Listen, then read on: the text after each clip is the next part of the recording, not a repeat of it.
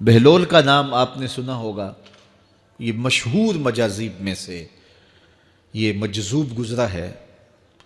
دریائے دجلہ کے کنارے اکثر گھومتا رہتا تھا اور اس کی ادائیں نرالی تھیں۔ مجذوبوں کے رنگ اپنے ہوتے ہیں، سادیہ نزدیک رائے عاشقاں، خلق مجنو نندو مجنو آ کے لست۔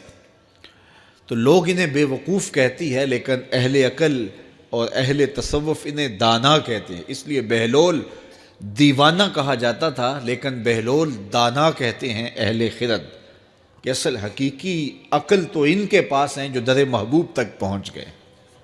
راس الحکمہ تے مخافت اللہ، حکمت اور دانائی کا سر چشمہ اللہ کا خوف ہے۔ تو جس کو اللہ کا خوف جتنا زیادہ ہوگا وہ اتنا زیادہ دانا ہوگا۔ تو یہ لوگ اسی راستے کے مسافر ہوتے ہیں، اور کسی تجلی کے وفور سے شیشہ عقل ٹوٹ جاتا ہے تو پھر ان کی کچھ حرکتیں غیر مرتب ہو جاتی ہیں، تو لوگ سمجھتے ہیں یہ دیوانے ہو گئے ہیں۔ اصل تجلیات کے وفور سے ان کے ہوش ٹکانے نہیں رہے، لیکن ان کے دل پر وہی تجلیات منعکس ہوتی رہتی ہیں، تو انہیں دیوانے کہہ دیا جاتا ہے، لیکن حقیقت میں یہ دانا ہوتے ہیں۔ ان کے اندر کی دنیا مرتب ہوتی ہے، لیکن باہر کی دنیا غیر مرتب ہوتی ہے۔ اٹھنے بیٹھنے کا کبھی پتہ نہیں ہوتا، کھا لیا تو لے لیا، نہیں کھایا تو دو دو دن گزر گئے۔ پہننے کو کچھ میسر آ گیا تو ٹھیک ہے، نہ میسر آیا تو کئی کئی دن گزر گئے۔ تو ان کو اپنے ظاہر کا خیال نہیں ہوتا، ان کی نظر مشاہدہ جمال پہ ہوتی ہے، اور پھر یہ دنیا سے اور اپنے آپ سے بھی بے گانے ہو جاتے ہیں، اور لوگ انہیں دیوانہ کہہ کے پکارتے ہیں۔ میں دریائے دجلہ کے کنارے حضرت سری سختی کے مزار پہ حاضر ہوا، تو حضرت جنید بغدادی اور حضرت شیخ شبلی کے مزار پہ، حضرت ذوالنون مصری کے مزار پہ، اور دیگر مزار، یہ سارے دجلہ کے کنارے واقع ہیں۔ تو وہاں بچے کھیل رہے تھے، تو ہم نے ان بچوں سے پوچھا کہ یہاں کوئی اور مزار بھی ہے؟ تو انہوں نے اشارہ کر کے بتایا کہ آپ اس سمت جائیں تو آگے بہلول دانا کا مزار ہے۔ تو شوق تھا تو ہم وہاں گئے، تو بہلول دانا کا مزار تھا، باہر لگا ہوا تھا بورڈ، تو شکستہ سا مزار تھا، ہم اندر داخل ہو گئے۔ تو میں نے بہلول دانا کی قبر دیکھی کہ اس کی قبر کے اوپر جو غلاف پڑا ہوا تھا وہ بھی آدھا تھا اور پھٹا ہوا تھا۔ میں نے کہا فقیروں کی جو علامتیں ہوتی ہیں وہ مرنے کے بعد بھی پائی جاتی ہیں، آج بھی مجذوبیت کا رنگ اس کی قبر پہ نمایاں ہے۔ اور میں نے دوستوں کو کہا جو میرے ساتھ تھے، میں نے کہا دیکھو کو جو ہوتے ہیں نا مجذوب، بعض کا کپڑے بھی واجبی ہوتے ہیں ان کے اوپر، تو یہ دیکھیے کہ اس کا غلاف بھی جو ہے وہ آدھا ہے، اور وہ بھی جگہ جگہ سے پھٹا ہوا ہے، تو اس کی قبر بھی اس کے جذب کی کہانی سنا رہی ہے۔ تو یہ دریائے دجلہ کے کنارے گھومتا تھا، اور لوگ اس سے ملتے تو جو اس کی زبان سے نکلتا وہ پورا ہو جاتا۔ تو ایک دن دریائے دجلہ کے کنارے یہ گھوم رہا تھا کہ ہارون رشید اپنے مکان کی، اپنے محل کی چھت پہ ٹہلتے ٹہلتے بہلول کو دیکھتا ہے، تو خادموں کو کہا کہ ذرا اسے میرے پاس حاضر کرو۔ شاہی حکم نامہ تھا، جو چھت کے اوپر خادم تھے انہوں نے اوپر سے ڈولی پھینکی اور نیچے والوں کو اشارہ دیا، انہوں نے بہلول کو پکڑا اور ڈولی میں رکھ دیا، اوپر والوں نے رسیاں کھینچ لی۔ 2 لمحوں کے بعد بہلول بادشاہ کے سامنے تھا۔ تو بادشاہ نے بہلول سے کہا کہ بہلول ایک بات تو بتاؤ، کہا پوچھئے، کہا آپ خدا تک کیسے پہنچے ہو؟ تو بہلول نے مسکرا کے کہا جیسے آپ تک پہنچا ہوں۔ علامہ اقبال نے جو مرد کلندر کی نشانیاں بتائی ہیں ان میں سے ایک نشانی یہ ہے، بات میں سادہ و آزادہ، معانی میں دقیق، کہ اس کی بات بہت لمبی اور لچھے دار اور گچھے دار نہیں ہوتی، سیدھی سیدھی بات ہوتی ہے لیکن سیدھی روح میں اترتی ہے۔ مختصر اور جامع کلام کا حامل ہوتا ہے اللہ کا بندہ۔ تو کہا کہ بادشاہ جیسے آپ تک پہنچا ہوں۔ تو بادشاہ کا تو خیال تھا کہ کوئی بڑی باریک بینی سے کوئی فلسفہ بتائے گا، لیکن یہ 2 لفظوں میں اس نے کہہ دیا جیسے آپ تک پہنچا۔ بادشاہ نے کہا میں نہیں سمجھا۔ کہا بات تو سادہ سی ہے، تیری عقل میں نہ آئے تو میں کیا کر سکتا ہوں؟ کہا حضرت آپ سمجھا دیجئے۔ تو بہلول نے کہا کہ حضرت میں خود آنا چاہتا تو دیوان خانے میں جاتا، درخواست لکھ کے لے جاتا، پھر جمع ہوتی، پھر کئی واسطوں سے ہوتے ہوئے آپ تک پہنچتی، آپ پھر مجھے وقت دیتے ملاقات کا 6 ماہ بعد، سال بعد۔ اس وقت پہ میں تیار ہو کے ملاقات کرنے آتا، آپ کے کوئی شاہی مہمان آ جاتے تو پھر ملاقات منسوخ ہو جاتی، پھر بھی آپ کی مرضی ملاقات ہوتی نہ ہوتی، میں چاہتا تو مہینے سال لگ جاتے، لیکن ملاقات پھر بھی آپ کی مرضی پہ، اور جب آپ نے چاہا ہے تو 2 گھڑیاں بھی نہیں لگی۔ تو کہا بندہ چاہے تو کروڑوں سال بھی بیت جائیں، اس کے قرب کی کوئی انتہا نہیں ہے، لیکن جب وہ چاہے تو 2 گھڑیاں بھی نہیں لگتی۔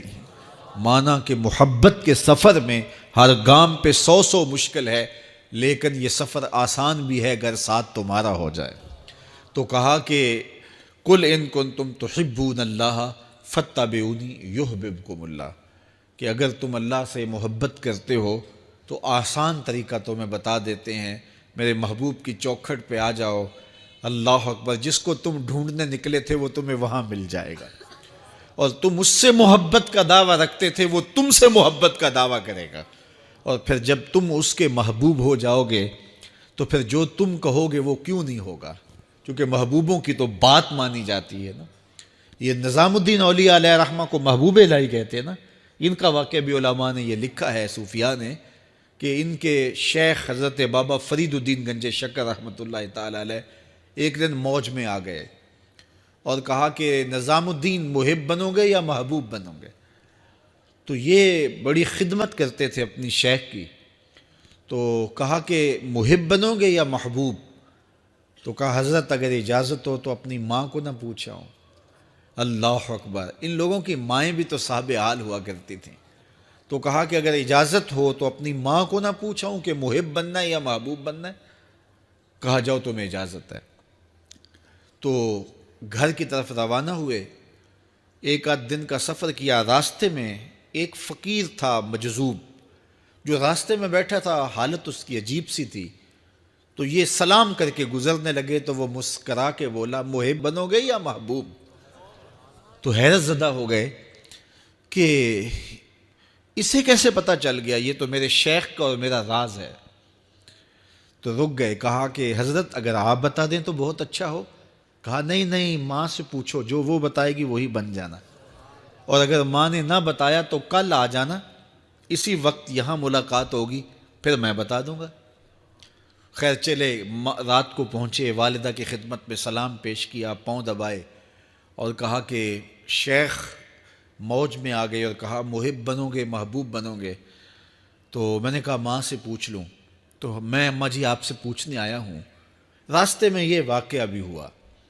تو ماں نے کہا کہ بیٹے تم صبح ناشتہ کر کے پلٹ جانا، اور وہ جو راستے میں تیرے دل کی بات بوجھ گیا وہ کوئی صاحب حال تھا، وہ تمہیں صحیح بتا سکے گا کہ محب بننا کہ محبوب بننا۔ خیر یہ صبح ناشتہ کر کے ماں کے پاؤں پکڑے، اجازت طلب کی اور واپس نکلے، اور وہاں جا کے دیکھا تو کوئی فقیر نہیں ہے۔ بڑے حیرت زدہ ہوئے، دائیں بائیں سے پوچھا کہ یہاں کل ایک بابا بیٹھا تھا۔ کہا وہ تو کل کا ہی فوت ہو گیا۔ تو کہا اس کی قبر کہاں ہے؟ کہا قبر کس نے بنانی تھی اس کی؟